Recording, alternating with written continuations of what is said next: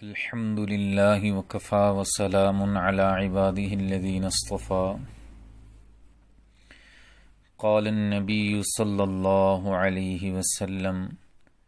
من أقال مسلما أقاله الله عثرته يوم القيامة، أو كما قال النبي صلى الله عليه وسلم.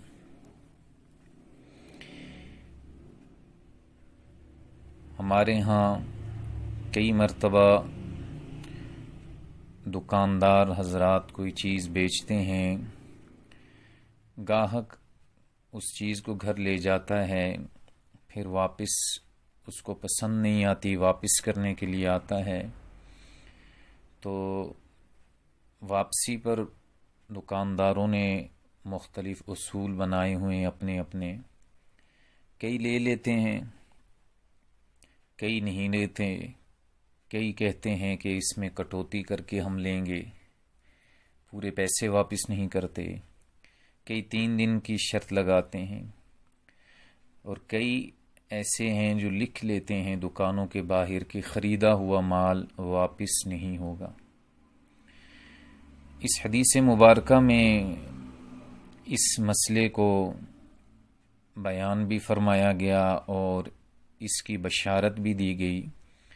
چنانچہ حضور اقدس صلی اللہ علیہ وسلم نے ارشاد فرمایا کہ جس شخص نے کسی مسلمان سے اقالہ کر لیا،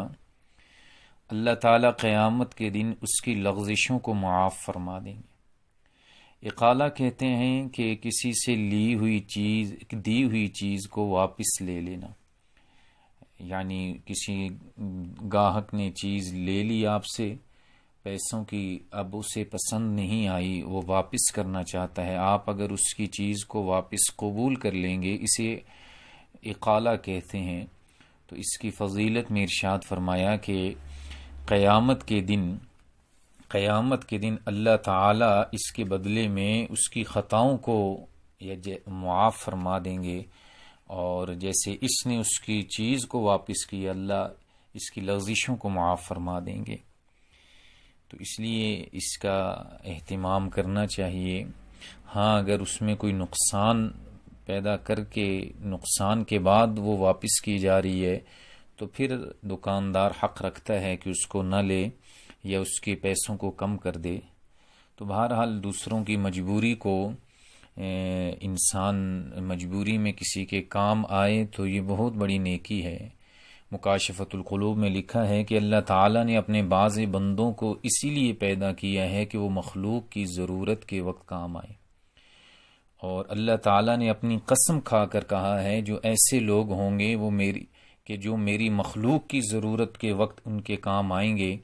میں ان کو قیامت کے دن جہنم کا عذاب نہیں دوں گا، اور ان کو نور کے ممبروں پر بٹھاؤں گا، اور میں ان سے ہم کلام ہوں گا۔ سبحان اللہ،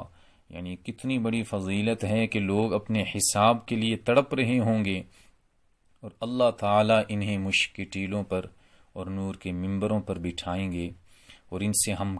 کلام ہوں گے۔ اللہ تعالیٰ ہم سب کو دوسرے مسلمانوں کی خیرخواہی کا جذبہ نصیب فرمائے۔